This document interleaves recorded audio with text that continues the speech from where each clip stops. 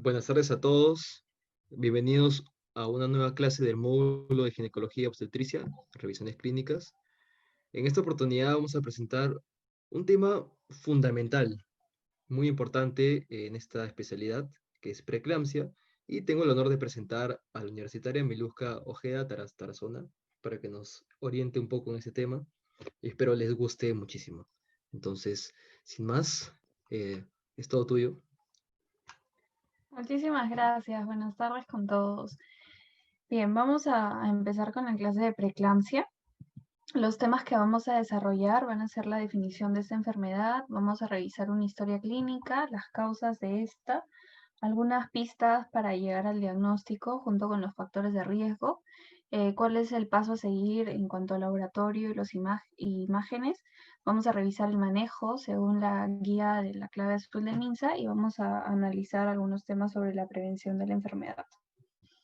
Bien, la definición de preeclampsia en el 2018, la guía internacional de la Sociedad para el Estudio sobre la Hipertensión en el Embarazo, junto con el Colegio Americano de Obstetricia y Ginecología, determinó que la preeclampsia era la sumatoria entre la hipertensión arterial y la proteinuria encontrada en el laboratorio, y todo esto se producía después de la semana 20 de gestación. Esta definición también está como referenciada en la guía del MINSA, que vamos a ver más adelante. Y bueno, hay dos categorías, ¿no? Puede ser leve si la presión arterial está por encima de 140/90 y tiene una proteinuria igual a 300 miligramos, o puede ser severa si la presión arterial se encuentra en más de 160/110 y la proteinuria es igual a 3 gramos. Ahora, es fundamental diferenciar los conceptos de preeclampsia de otras enfermedades, como por ejemplo la hipertensión gestacional, que se refiere a una hipertensión sin proteinuria después de la semana 20 de gestación y que igual puede ser leve o severa según los valores que encontremos. De la hipertensión crónica, que es una hipertensión que está detectada incluso antes del embarazo o antes de las semanas 20 de gestación, y esta puede ser primaria, esencial o secundaria, ¿no? Que podría tener una causa renal o suprarrenal de fondo. Y de la hipertensión crónica con preeclampsia sobreañadida, que es una hipertensión crónica, que en la segunda mitad del embarazo se complica con una elevación de la presión arterial basal de la paciente y además puede tener proteinuria o presencia de signos o síntomas de afección multiorgánica. Bien, entonces ahora revisando la historia clínica, tenemos una paciente mujer de 33 años con 31 semanas de gestación que acude al servicio de emergencia por presentar hace 4 horas cefalea intensa. Ella refiere que en una escala del 1 al 10 está en 8, pulsátil de carácter difuso, sin mejora al reposo ni a la administración de AINES, que está acompañado de visión borrosa. Además refiere que también presenta dolor abdominal difuso y náuseas hace 2 horas. Niega contracciones o sangrado vaginal, y dentro de los antecedentes de importancia tenemos que en el segundo control de la gestación, a la semana 12, se le detectó un índice de pulsatilidad de las arterias uterinas por encima de P50. Este índice se utiliza, es un índice comúnmente utilizado para la evaluación de los patrones de las ondas Doppler de las arterias uterinas. Entonces, que esté por encima del ponderado nos podría orientar a que la paciente tenía un problema de fondo, ¿no? Por lo que se le aconseja tomar aspirina 100 miligramos en las noches, indicación que la paciente no cumple. Al examen físico, la paciente tenía una presión arterial de 180/100, una frecuencia cardíaca de 110, una frecuencia respiratoria de 23, una saturación de 97% y estaba febril, ¿no? En cuanto a su apariencia general, la paciente estaba en buen estado general, estaba orientada, era una paciente hidratada que tenía un buen estado nutricional. El abdomen pues estaba grávido, era una gestante, tenía puño percusión lumbar negativo y los puntos ureterales también negativos, tenía un ligero dolor abdominal en la palpación. Y en cuanto al examen ginecológico, pues no se evidenció una dinámica uterina y tampoco pérdida de líquido ni de sangre. Sí presentaba un edema en los miembros inferiores y al momento de hacerle el signo de la fovea estaba positivo. Bien, revisando el caso, podríamos tener tranquilamente una paciente que ha llegado con un cuadro de preeclampsia, dado el tiempo de gestación, que era superior a las 20 semanas. Ella tenía 31 semanas de gestación, y por la presión arterial en el examen físico podríamos sospecharlo, ¿no? Pero ¿cuáles son las causas principales? Lo que sucede en el organismo de las personas embarazadas es que normalmente las células del citotrofoblasto, que son estas de aquí, se van a encontrar en el espacio intervelloso en contacto con la sangre materna. Entonces, normalmente estos citotrofoblastos invasivos van a formar columnas celulares y van a invadir la decidua. Y en el proceso se van a diferenciar a lo largo de la ruta y van a formar arteriolas musculares pequeñas, conocidas como vasos de capacitancia grandes de baja resistencia. En la preeclampsia, esta migración ocurre de manera errónea y estas células no se pueden diferenciar. Entonces los vasos, que deberían ser como más flexibles, se van a mantener tortuosos y van a permanecer estrechos. Y esto a la larga va a generar una hipoperfusión placentaria. En este gráfico podemos ver efectivamente cómo los citotrofoblastos van a migrar y van a invadir la pared de las arteriolas para hacerlas más flexibles, y cómo en la preeclampsia eso no sucede, ¿no? La diferenciación no se da de manera correcta. Y esta diferenciación tiene varios factores que van a favorecer que no ocurra de manera correcta. Entonces, dentro de ellos tenemos los factores inmunológicos, porque se ha demostrado que la exposición previa a antígenos paternos fetales pueden ser factores protectores. Entonces, en mujeres que son primigestas o que están en su primer embarazo, no van a tener estos factores protectores y probablemente los citotrofoblastos no se van a diferenciar. Genéticos, bueno, mujeres primigestas con antecedentes familiares de preeclampsia tienen un riesgo de 2 a 5 veces mayor que las que no tuvieron antecedentes, y este riesgo aumenta 7 veces si tuvieron preeclampsia en un embarazo previo. Ahora, si la pareja fue producto de un embarazo complicado, o si tuvo una pareja anterior que tuvo preeclampsia, este riesgo aumenta. Entonces también vemos que la genética del padre es importante. En cuanto a los medioambientales, pues se ha visto que la ingesta baja de calcio podría ser un factor de riesgo, y que definitivamente un índice de masa corporal alto va a provocar inflamación crónica y disfunción endotelial, lo que también podría ocasionar una disfunción endotelial a este nivel. En cuanto a algunos puntos claves para el diagnóstico, tenemos que diferenciar la preeclampsia sin signos de severidad de la preeclampsia con signos de severidad. Una preeclampsia sin signos de severidad es una paciente que llega con una presión arterial sistólica superior a 140 milímetros de mercurio, o una presión arterial diastólica mayor de 90 milímetros de mercurio en al menos 2 ocasiones, con al menos 4 horas de diferencia después de la semana 20 de gestación. En una paciente que fue previamente normotensa y que tiene un inicio nuevo de síntomas como la proteinuria, que es superior a los 0.3 gramos en una muestra de orina de 24 horas, o que tiene una relación proteína-creatinina mayor de 0.3 en una muestra de orina aleatoria, o tira reactiva más de 2 cruces, o si tiene una medición cuantitativa, si es que la medición cuantitativa no está disponible. Ahora, ¿qué pasa si es que la paciente solamente tiene presión arterial sistólica y no tiene proteinuria? Cualquiera de los siguientes eventos, como un recuento de plaquetas disminuido, una creatinina sérica elevada, las transaminasas hepáticas elevadas, que tenga edema pulmonar, dolor de cabeza, síntomas visuales como visión borrosa, luces intermitentes, que acompañan a la hipertensión, podrían ser signos o síntomas específicos de una disfunción orgánica. Entonces también podríamos estar hablando de una preeclampsia sin signos de severidad. Ahora, una preeclampsia con signos de severidad es cuando hay una elevación severa de la presión arterial. Generalmente está por encima, la sistólica por encima de 160 milímetros de mercurio y la diastólica por encima de 110. Igual en 2 ocasiones, con al menos 4 horas de diferencia, y que además tienen sí o sí síntomas de disfunción del sistema nervioso central, como fotopsia, escotoma, ceguera, dolor de cabeza severo, que es persistente, o que tenga una anormalidad hepática como una elevación de las transaminasas séricas por encima de 2 veces del límite superior del rango normal, que tenga trombocitopenia. Pueden tener incluso dolor epigástrico o en hipocondrio derecho debido al aumento de las enzimas hepáticas, o generalmente tienen un aumento significativo de la proteinuria. Pueden llegar a tener más de 5 gramos por decilitros en orina. Entonces, ahí estaríamos hablando de una paciente que está con una preeclampsia con signos de severidad. Ahora, en cuanto a los factores de riesgo, hay que ver, ¿no? Como vimos al inicio, la diferenciación del citotrofoblasto depende mucho de de si la paciente es primigesta o ya ha tenido embarazos previos, o si es una paciente que tiene muchos embarazos, también van a tener falta de sensibilización a los antígenos paternos fetales y esto podría ser un factor de riesgo preconcepcionales. Después, la edad de la paciente, que sea menor de 18 o mayor de 35 años también, que tenga un periodo intergenésico mayor a 10 o menor a 2 años. Con periodo intergenésico nos referimos a cuánto tiempo pasó entre embarazo y embarazo. Una historia familiar de hipertensión o de preeclampsia, que tenga una gestación con donación de ovocitos, una hipertensión crónica o enfermedad renal previa que aumenta 5 veces el riesgo, que sea obesa, que tenga un índice de masa corporal por encima de 29 o que tenga resistencia a la insulina también, que sea una paciente con diabetes mellitus, que tenga una paciente que tenga síndrome antifosfolipídico o lupus también.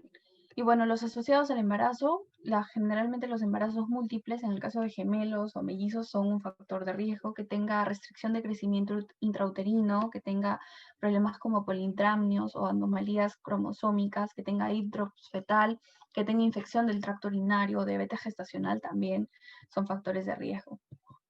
Ahora, en cuanto al laboratorio, bueno, en este caso en la paciente se le practicó primero un hemograma, se vio que tenía una hemoglobina de 12, un hematocrito de 36, leucocitos en 9.000, plaquetas en 120.000, el volumen corpuscular medio estaba en 80, sin mayor alteración, se le sacó un perfil hepático, tenía las enzimas hepáticas normales, el LDH también, bilirrubina no estaba alterada, un perfil renal, tenía una urea de 11.5, creatinina sérica en 1.2, ácido úrico en 5.3, el perfil de coagulación con los tiempos normales, tenía proteína en tira reactiva más de 3 cruces y habíamos visto que generalmente cuando se saca esta proteína el límite son 2 y la paciente estaba elevada. Tenía glucosa en 78, electrolitos sin alteración, y en el urocultivo tampoco se vio alguna infección asociada, ¿no? En cuanto a las imágenes, a la paciente se le saca una ecografía abdominal y vimos que tenía un hígado de tamaño normal, que estaba con ecogenosidad aumentada, no tenía dilatación de las vías biliares, la vesícula biliar estaba normal, no tenía litiasis, tenía el páncreas normal, el vaso normal. En conclusión, solamente se determinó que la paciente tenía un hígado graso, probablemente porque tenía una obesidad previa. Y bueno, el resultado fue no concluyente. Y luego se le sacó o sea, en el informe posterior se vio que era una paciente gestante, pero que no se podía evaluar adecuadamente el abdomen inferior debido a la gestación. Se le saca una prueba de bienestar fetal y la línea basal estaba en 140 latidos por minuto y que estaba reactivo y no estaba dinámico. Este resultado es normal, ¿no? La frecuencia cardíaca fetal se encontraba normal en esta paciente. En cuanto al manejo, hay que ver si es que la paciente tiene una preeclampsia leve, si tiene una preeclampsia severa o si tiene una preeclampsia con signos de severidad o sin signos de severidad. En caso de tenga una preeclampsia leve, hay criterios para el manejo, ¿no? Pues el manejo puede ser hospitalario y ambulatorio. En cuanto al manejo ambulatorio, generalmente se prefiere que la paciente sea asintomática, que esté en una edad gestacional de 34 a 37 semanas, que tenga una presión diastólica menor de 90, que la proteinuria esté menor de 1 gramo en 24 horas o menor o igual de 2 cruces en la tira reactiva. Se le pide una prueba de función hepática y renal normal y estable, un crecimiento fetal adecuado, que el líquido amniótico esté normal, que las pruebas de bienestar fetal también sean normales, que sea una paciente confiable, o sea, que guarde las recomendaciones sobre la restricción de la actividad física y la vigilancia de los síntomas de los compromisos del órgano blanco. Con esto me refiero a los síntomas del sistema nervioso, como dolores de cabeza o que tenga dolor en epigastrio o en hipocondrio derecho en el caso tenga alguna alteración hepática, que sea una paciente con fácil acceso y rápido al centro de salud en caso tenga algún problema, ¿no? Y en este caso, las indicaciones son que la paciente haga reposo en decúbito lateral izquierdo o semisentada con las piernas ligeramente elevadas, que tenga una dieta hiperproteica y normosódica, que lleve el control de movimientos fetales diarios, que lleve el control de su presión arterial también, que lleve el control de peso en ayunas diario, de ser posible, y que identifique signos de alarma, y con estos que identifique cefalea, náusea, vómitos, escotomas, tinnitus, epigastralgia, dolor en el hipocondrio derecho, contracciones uterinas frecuentes, si tiene sangrado vaginal, si tiene disminución de los movimientos fetales, si tiene incremento de la presión arterial, si tiene un aumento de edema o presencia de este, si tiene un aumento de peso o disminución del volumen urinario. A todos esos signos de alarma la paciente debe estar atenta para ante el primer signo positivo acudir al centro de salud. Y bueno, la reevaluación siempre se hace en las 72 horas en caso acepte y se vaya a su casa, ¿no? Ahora, con respecto a los exámenes auxiliares, se les pide una ecografía obstétrica, se le pide una flujometría Doppler, pruebas de bienestar fetal, y en cuanto al laboratorio, como vimos, se le solicita un hemograma, grupo y factor, perfiles de coagulación, perfil renal, con esto urea, creatinina y ácido úrico, glucosa, proteínas en orina de 24 horas o tira reactiva, un perfil hepático que tenga bilirrubinas totales y fraccionadas, TGO, TGP, LDH, proteínas totales también, y un examen completo de orina. Ahora, si la preeclampsia es leve, pero la paciente empeora y necesita un manejo hospitalario, la indicación es colocar una vía endovenosa de cloruro de sodio al 9% con un catéter número 18. Se le recomienda fluidoterapia, le podemos colocar 250 cc en una hora y continuar de acuerdo al manejo de la diuresis. Se le da dieta hiperproteica, dieta normocalórica, normosódica, líquidos a demanda. Se controla el balance hídrico, se monitorea la presión, el peso, diuretis, edema. Se le recomienda reposo relativo en decúbito lateral izquierdo. Se solicita interconsultas a especialidades como cardiología, oftalmología, nefrología, en caso tenga algún signo de alguna de estas especialidades. Se le pide exámenes auxiliares que vendrían a ser los mismos del manejo ambulatorio, y no se le da tratamiento antihipertensivo, sedantes o tranquilizantes, porque estos podrían tener un efecto dañino en la perfusión de la placenta. Entonces, la evidencia en general no apoya la administración de fármacos cuando los pacientes tienen preeclampsia sin signos de severidad. Y en cuanto al tratamiento específico, pues bueno, dependerá del tiempo de gestación de la paciente, ¿no? Si tiene menos de 37 semanas, si hay mejoría, se le recomienda continuar con el embarazo. Si se estabiliza después de la hospitalización, se le da de alta y se realiza un control ambulatorio semanal. Y se empeora, se procederá a manejar como si fuera una preeclampsia severa, que vamos a ver el manejo más adelante. Ahora, si tiene más de 37 semanas, la indicación es que se termine con la gestación, y puede ser la vía del parto de elección es vaginal, pero podría ser por cesárea también. En cuanto a las condiciones obstétricas, se recomienda que tenga un Bishop mayor de 6 para que se induzca el parto, y si es que no, se le puede dar maduración cervical con misoprostol. Ahora, en cuanto a la preeclampsia severa, esta siempre es de manejo hospitalario. Se le coloca igual una vía endovenosa con cloruro de sodio para hidratar a la paciente. Se le puede colocar una sonda Foley para controlar el tema de la diuresis.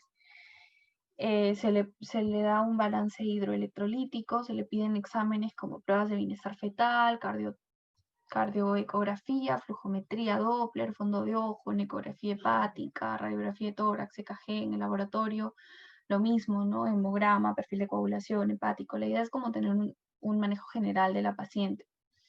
En cuanto al tratamiento específico, pues hay que manejar la prevención de las convulsiones, porque muchas veces la preeclampsia severa puede terminar en una eclampsia, que es un tema que vamos a ver más adelante. Entonces, se le da un manejo de prevención de convulsiones con sulfato de magnesio al 20%. Generalmente es 4 gramos endovenoso, diluido en 100 cc, y se le pasa en 10 a 20 minutos. Luego se continúa con una dosis de mantenimiento de 1 a 2 gramos cada hora, y la dosis máxima de 40 gramos en 24 horas. Se mantiene hasta 24 horas postparto, y en caso de toxicidad, pues el antídoto es el gluconato de calcio. En cuanto a los hipertensivos, en este caso sí se utilizan, porque podríamos afectar la vida del bebé e incluso de la paciente si es que no logramos controlar la presión. El manejo ideal es con nifedipino, que es 10 a 20 miligramos vía oral. No se usa de manera sublingual y se administra de forma horaria. O sea, si es que indicamos dar cada 4 a 6 horas, debe respetarse ese rango de tiempo. Ahora, también algunos hospitales utilizan hidralazina en bolo de 5 miligramos que se repite a los 10 segundos si la presión arterial no se controla y se puede dejar en perfusión continua de 3 a 10. Algunas guías internacionales utilizan o recomiendan dar la betalol. Este no se encuentra en Perú. También metildopa, pero esto es de acción lenta y no se recomienda, o incluso nitroprusiato de sodio, pero esto es un manejo que se da en UCI, en caso la paciente necesite ingresar a UCI. Entonces, el manejo ideal siempre va a ser con nifedipino. Ahora, en cuanto a la fluidoterapia, le podemos también colocar cristaloides en 250 cc a 1 hora y continuar con 100 a 150 por hora según la diuresis y la hidratación. En caso la paciente tenga edema, se le puede recomendar dar diurético. Podemos usar furosemida 20 a 40 miligramos endovenoso en caso tenemos edema agudo pulmonar, insuficiencia cardíaca o oliguria. Entonces, en general, el objetivo del manejo en la preeclampsia severa es mantener la presión arterial sistólica entre 140 y 155 y la presión arterial diastólica entre 90 a 105 milímetros de mercurio, para así asegurar que se mantenga una correcta perfusión placentaria, ¿no? Y lo ideal es mantener la diuresis mayor o igual a 30 mililitros por hora. Ahora, si se controla la presión arterial y la gestante tiene 34 semanas o más, se recomienda finalizar la gestación. Pero si la gestante es menor de 34 semanas, hay que ver el tema de la maduración pulmonar, porque obviamente el bebito no está preparado para salir todavía. Entonces, solo en ese caso podemos dar betametasona, 12 miligramos intramuscular cada 24 horas, se les puede colocar 2 dosis. Como segunda opción podemos usar la dexametasona, 6 miligramos intramuscular cada 12 horas en 4 dosis.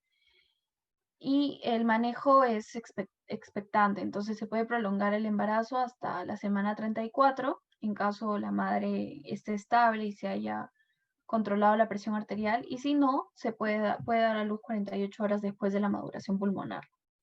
La vía de parto siempre se prefiere que sea vaginal, salvo que la paciente tenga alguna contraindicación que recomiende que sea por cesárea, y la analgesia del parto será peridural. Ahora, si no se controla la presión arterial y además sigue con signos premonitorios de eclampsia o tiene trombocitopenia o las enzimas hepáticas siguen muy elevadas, se finaliza la gestación independientemente de la edad gestacional, porque si no se estaría poniendo en riesgo la vida de la madre y también del bebé. Bien, ahora en cuanto a la prevención, tenemos dos tipos, la prevención primaria y la secundaria. La primaria generalmente es en no gestantes, es de mujeres que podrían querer estar embarazadas más adelante. Y se trata de controlar una enfermedad hipertensiva en el embarazo. Entonces, generalmente se les recomienda exposición al esperma. Si está pensando en tener una gestación pronto, se le recomienda cambiar de método anticonceptivo por lo menos 12 meses antes, previo descarte de ITS, ¿no? Porque si bien el condón protege de las ITS, hace que la madre no esté sensibilizada a los antígenos del padre. Entonces, podría ser una opción cambiarle de método 12 meses antes.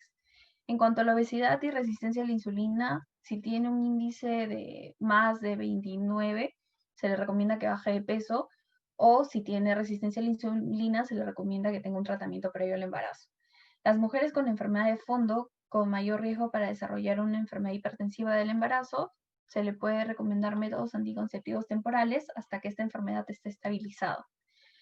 Se le puede brindar un método anticonceptivo definitivo, como una ligadura de trompas o vasectomía, en mujeres que han tenido una hipertensión en el embarazo severa, que han tenido enfermedades de nefropatía, cardiopatía, hipertensión arterial crónica, que han tenido antecedentes de haber tenido una preeclampsia previa. O sea, se les recomienda generalmente no arriesgarse por una segunda vez. En cuanto a la prevención secundaria, esta sí se da en gestantes.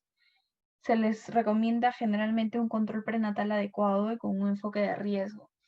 Se les recomienda hacer una flujometría Doppler de las arterias uterinas, verificar el incremento del índice de pulsatividad entre las semanas 11 y 14 y se recomienda repetir entre las semanas 18 y 24. Y este índice nos puede ayudar a predecir formas severas de enfermedad hipertensivas en gestantes. Ahora, se les puede también recomendar carbonato de calcio desde el segundo trimestre, porque vimos que un factor de riesgo para la no diferenciación del citotrofoblasto era la disminución de la ingesta de calcio. Y de todas maneras, si es que detectamos algún problema con el índice o a manera de prevención, se le puede recomendar ácido acetilsalicílico 60 a 100 miligramos por día desde la semana 12 a 16 en las noches hasta la semana 34 de la gestación.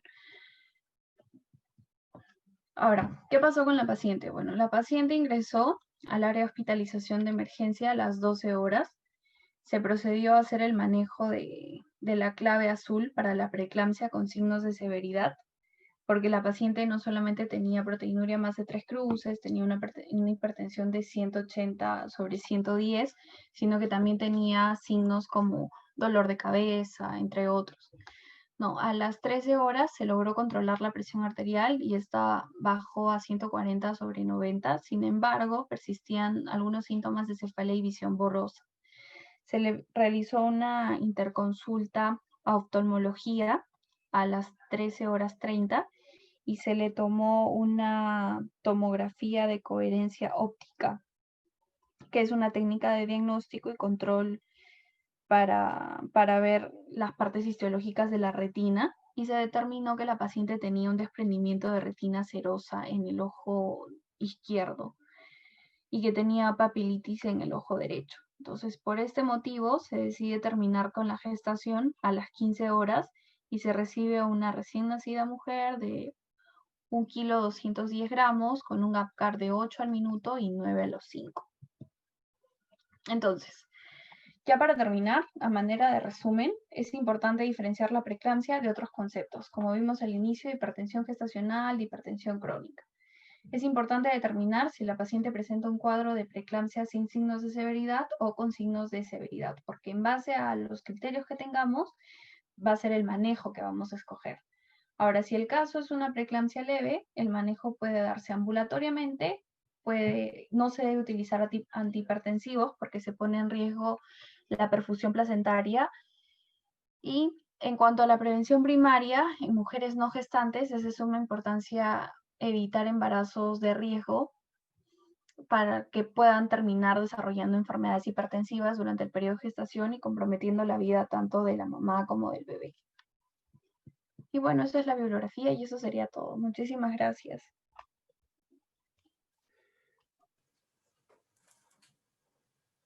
Buenas tardes, chicos. El día de hoy tenemos la penúltima clase del módulo de ginecología y obstetricia de revisiones clínicas. El día de hoy tenemos un tema que es súper importante y es muy preguntado en los exámenes de salud, de internado, en el ENAM, y es la eclampsia y el síndrome de HELP. El día de hoy, bueno, la presentación fue realizada por el alumno Ali Alcazab, de sexto año de medicina de la UPC, pero bueno, por problemas de salud no ha podido dar la clase, y en su reemplazo va a dar la clase la universitaria Claudia Silva, también alumna de sexto año de medicina de la UPC. Igual recordarles a todos los chicos que si quieren hacer alguna pregunta, tienen alguna duda, lo pueden hacer por el grupo de WhatsApp y les vamos a enviar el Word con las respuestas. Igual, cuando subamos la clase, les vamos a pasar un quizzes con preguntas sobre el tema para que puedan repasar. Entonces, sin más preámbulo, los dejo con Claudia para que les dé la clase. Listo, muchas gracias, Pirina. Entonces, como se mencionó, el día de hoy vamos a hablar del tema de eclampsia y síndrome de HELP. Entonces, primero vamos a hablar de la definición de estas enfermedades y su fisiopatología. Vamos a hablar brevemente de un caso clínico y su seguimiento, y cómo es el manejo y la prevención de estas enfermedades. Entonces, empezamos por la definición. La eclampsia se ubica dentro del espectro de los trastornos hipertensivos del embarazo, es decir, la hipertensión gestacional, la preeclampsia, el síndrome de HELP Y entonces la eclampsia viene a ser una manifestación convulsiva y se ubica en un extremo severo dentro de este espectro. Ahora, en cuanto al síndrome de HELP, HELP es un acrónimo que significa hemólisis, elevación de las enzimas hepáticas y plaquetas bajas. Entonces, esta hemólisis se debe a una microangiopatía que puede apreciarse en un frotis periférico. Luego, en el HELP podría representar una forma grave de preeclampsia. Sin embargo, la relación dentro de ese trastorno aún es controversial.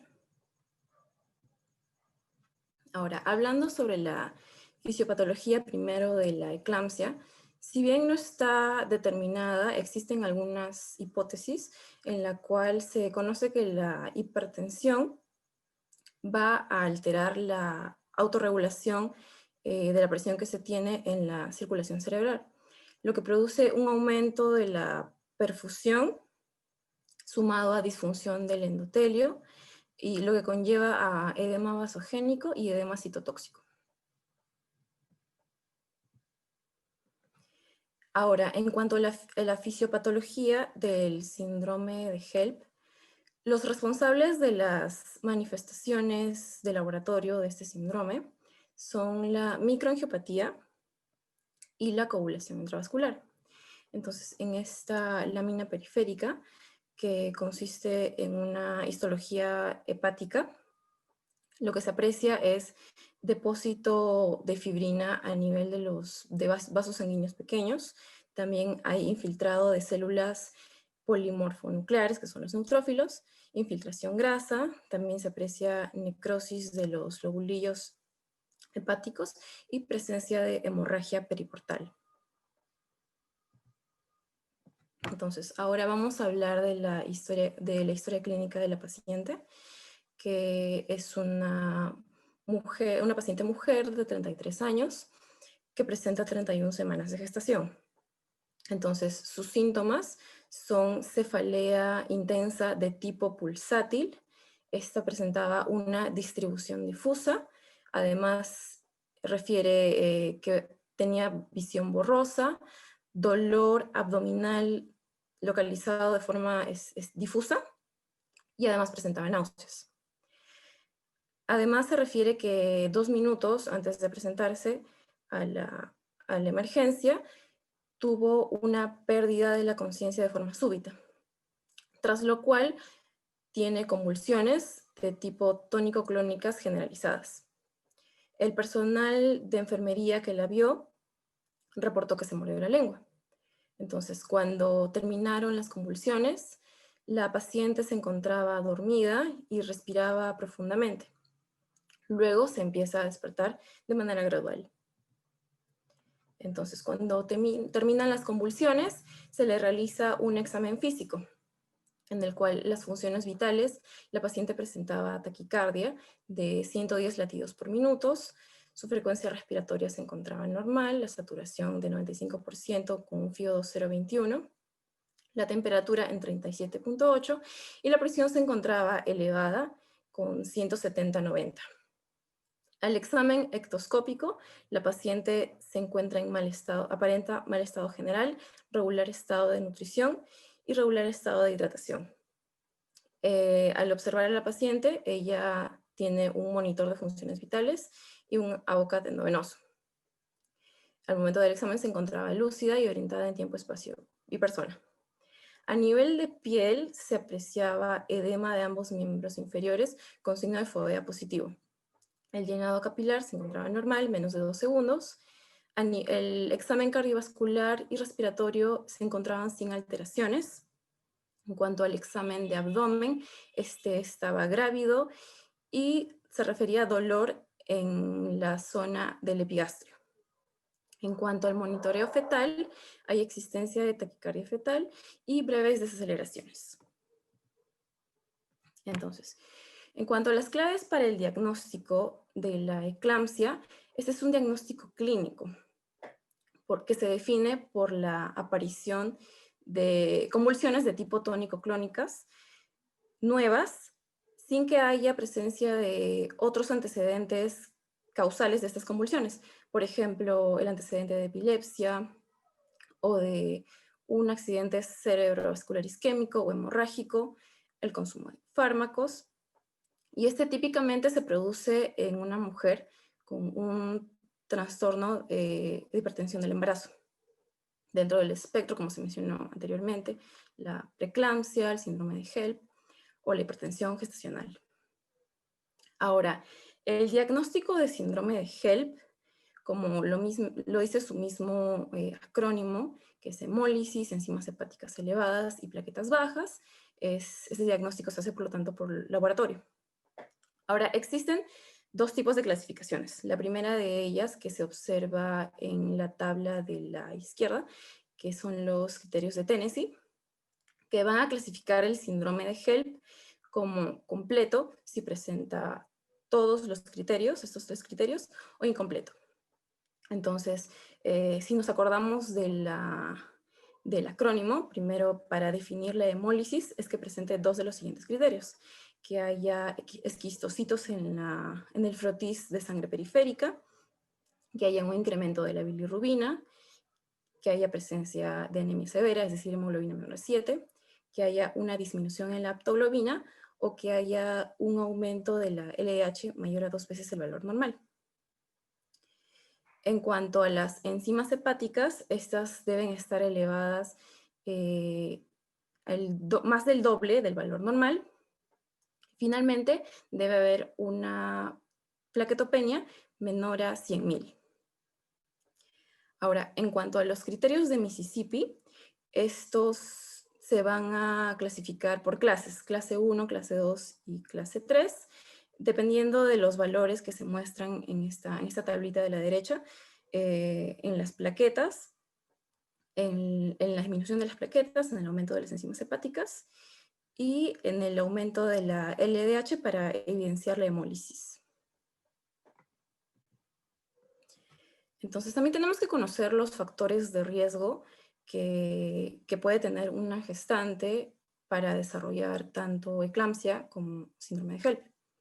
En el caso de la eclampsia, una gestante tiene más probabilidades de desarrollar este trastorno si es que no ha acudido a ningún cuidado prenatal donde se le pudo diagnosticar precozmente, si es que presentaba alguna alteración dentro del trastorno de hipertensión, enfermedad hipertensiva del embarazo. Ahora, también si hay una elevación de la presión, pero esta es mayor de 160 en cuanto a la sistólica, mayor o igual, o mayor o igual a 110 en la presión diastólica. De igual manera, cuando hay un aumento de la enzima hepática AST mayor a 70, cuando el parto se realiza vía cesárea, o cuando se trata de una gestante añosa que es mayor a 40 años. Por otro lado, en cuanto al síndrome de HELP, la paciente va a tener mayor riesgo de desarrollarlo si ya contaba con el antecedente de un diagnóstico de hipertensión crónica o otra enfermedad crónica como es la diabetes mellitus tipo 1, si es una paciente obesa. Aquí, por ejemplo, se puede evidenciar que es mayor riesgo cuando tiene mayor índice de masa corporal. Si es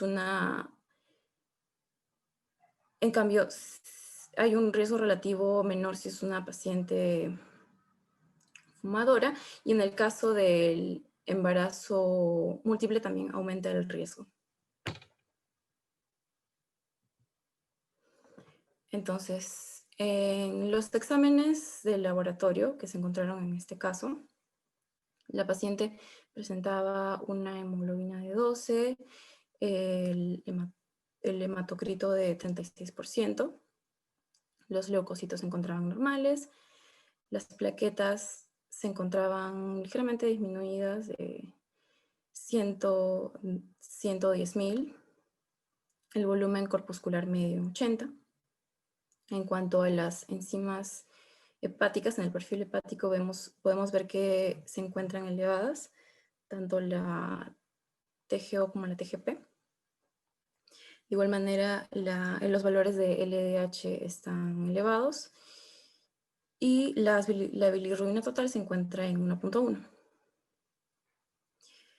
En cuanto al examen de la función renal, podemos ver que tanto la urea y la creatinina se encuentran dentro de los rangos normales, el ácido úrico se encuentra en 5.3. Y finalmente, en el perfil de coagulación, el tiempo de protrombina en 11.6 segundos, el tiempo parcial de tromboplastina activada en 33.1 segundos, y el INR en 1.1. Entonces, vamos a hablar de manera general de cuál es el manejo de una paciente que se le diagnostica eclampsia. Entonces, tenemos que saber que este se realiza en una unidad de cuidados intensivos, donde tenemos que asegurar la vía aérea y prevenir la aspiración. Entonces, se coloca a la gestante en decúbito lateral izquierdo, y para asegurar la permeabilidad, asegurar la vía aérea, dependiendo de lo que requieras, podemos utilizar una cánula orofaringea o tubo de Mayo, o si cumple con los criterios para intubarla o realizarle una traqueostomía. De igual manera, se tiene que controlar la ventilación, la oxigenación, tener en cuenta la posibilidad de desarrollar algún trastorno ácido-base, tener un control continuo de la pulsoximetría, y tenemos que asegurar que la paciente tenga una vía periférica permeable. En cuanto a se debe realizar un monitoreo hemodinámico de manera estricta, controlando la diuresis y la presión venosa central. Como sabemos que pueden existir alteraciones en otros órganos, como el riñón, el hígado, la función hematológica, tenemos que pedir los exámenes de laboratorio pertinentes para saber si esta función se encuentra alterada y poder corregirla. Y de igual manera pedir los exámenes de laboratorio pertinentes para descartar la presencia de un síndrome de HELLP, porque sabemos que estas enfermedades están dentro de un espectro. En cuanto al tratamiento farmacológico, tenemos que administrar sulfato de magnesio, que esto lo que va a hacer es ayudarnos en la prevención de las convulsiones, el tratamiento de las convulsiones, y de igual manera, según la edad gestacional, a ofrecer neuroprotección del feto. Entonces, se va a administrar de 10 miligramos y lo vamos a diluir en 1000 cc de suero salino, el cual se va a colocar por la vía periférica, la vía endovenosa. Inicialmente debe administrarse a chorro, en bolo, de 44 cc, y a partir de ahí se van a colocar 3 gotas por cada minuto. Ahora, para el tratamiento de la hipertensión, el medicamento de elección es el labetalol, que se va a administrar a 50 miligramos de igual manera endovenoso en 10 minutos, y luego de ello se va a administrar de 1 a 2 miligramos por kilo por hora. El medicamento de segunda elección para tratar la hipertensión es metildopa a dosis de 1 gramo cada 12 horas. Luego, cuando nosotros manejamos las convulsiones, hay que tener un constante monitoreo tanto de la madre, hay que asegurar a la madre, y también un control del feto. Entonces, vamos a estabilizar a la mamá luego de haber tomado las medidas previas, asegurar la vía aérea, evitar la aspiración y manejo de la hipertensión. También tenemos que corregir el volumen, corregirla si es que presenta oliguria, si es que requiere alguna transfusión, factores de coagulación, etc. Y si requiere algún tipo de oxigenoterapia. Si es que se va a culminar la gestación, esta es de manera electiva, se prefiere realizarlo por vía vaginal, siempre y cuando las condiciones sean las adecuadas. Y cuando se va a dar de alta a la paciente, esta se realiza cuando ya no hay signos de alarma, como lo son la cefalea, el dolor epigástrico, la disnea, etc. Y cuando los exámenes de laboratorio que se encuentran alterados regresan a su condición normal. En cuanto al manejo del síndrome de HELP, lo primero que se debe hacer es evaluar y estabilizar a la gestante, si es que ésta se encuentra inestable, y luego vamos a monitorear el estado fetal. Cuando la mujer presenta hipertensión, porque sabemos que dentro del síndrome de HELP, si bien se encuentra en todo este espectro de la enfermedad hipertensiva del embarazo, hay un porcentaje que no se presenta con hipertensión. Bueno, como en la mayoría sí se presenta, hay que dar el tratamiento hipertensivo pronto, dado que existe riesgo de stroke. Luego, hay que tener en cuenta que cuando la paciente se presenta con dolor a nivel de epigastrio o de cuadrante superior derecho, una de las causas es la hemorragia hepática, que si bien no es muy común, puede llegar a ser muy severa, puede permanecer contenida esta hemorragia, pero también puede romper la cápsula hepática. Por lo que hay que tomar en cuenta esta causa de dolor abdominal, y en caso de diagnosticarlo tenemos que reponer volumen y, si es necesario, realizar transfusiones de sangre y de hemoderivados. Se debe culminar la gestación cuando la paciente se encuentre hemodinámicamente estable, y si es que hay presencia de anemia grave o de coagulopatía, esta se debe corregir previamente. De igual manera, cuando a la paciente se le diagnostica coagulación intravascular diseminada, se presenta con edema agudo de pulmón o falla renal, se debe estabilizar y luego culminar con la gestación. Ahora, luego de que hemos estabilizado a la paciente, tenemos que tomar en cuenta cuál es su edad gestacional para tener en cuenta si vamos a realizar un manejo activo, es decir, culminar con la gestación, o un manejo expectante, que es donde se realiza un estricto monitoreo materno-fetal. Si la gestación tiene mayor o igual a 34 semanas, lo que se recomienda en la literatura es culminar con la gestación en lugar de continuar un manejo expectante.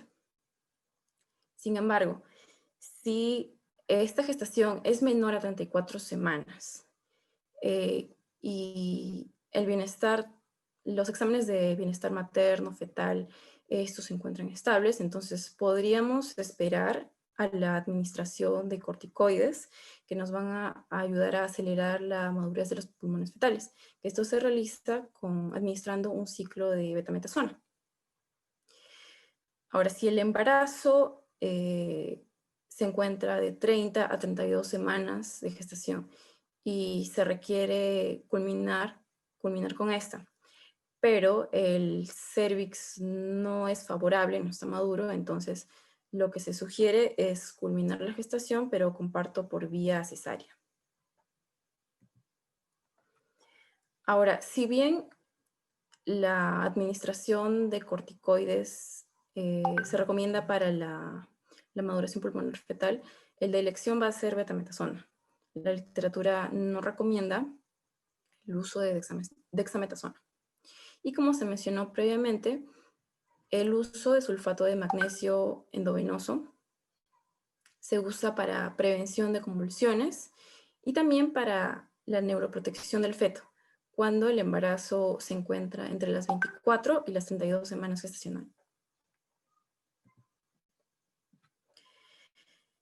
Finalmente, para la prevención, cuando una mujer es diagnosticada con preeclampsia, bueno, esto va a variar según las guías de práctica clínica, si es una preeclampsia con o sin signos de severidad. La literatura recomienda una administración profiláctica de sulfato de magnesio, pues este va a servir para la prevención de convulsiones, es decir, desarrollo de eclampsia, que como hemos conversado, es un extremo severo dentro de las presentaciones clínicas que se dan en el espectro de la enfermedad o trastornos hipertensivos del embarazo. Hay que tomar en cuenta que esta paciente, como es el caso que ha presentado convulsiones, es decir, ha presentado eclampsia, y en general en estas pacientes van a presentar un riesgo recurrente de eclampsia del 2%. Entonces, si esta paciente ha venido a sus controles prenatales, hemos sacado de la historia que ella tiene como antecedente la eclampsia, entonces se requiere un monitoreo materno-fetal estricto, cercano. De igual manera, si esta ha tenido el antecedente de preeclampsia, para reducir el riesgo del desarrollo de eclampsia. Pero este no es el único riesgo que tienen estas mujeres. Cuando estas han tenido el antecedente de eclampsia en un embarazo previo, como es el caso que hemos visto y que vamos a ver en la práctica clínica, estas pacientes tienen más riesgo de desarrollar no solo las enfermedades dentro del espectro de hipertensión en el embarazo, sino que hay más riesgo de desprendimiento de la placenta, de parto pretérmino, de restricción del crecimiento fetal y en general un aumento de la mortalidad perinatal por estas causas en los embarazos siguientes que vaya a tener la paciente. Listo, muchas gracias. Muchas gracias, Claudia, por la revisión que has realizado, en verdad está súper completa. Y agradecer a todos los asistentes. Igual recordarles que las preguntas que tengan las pueden hacer por el grupo de WhatsApp. Y nada, muchas gracias a todos.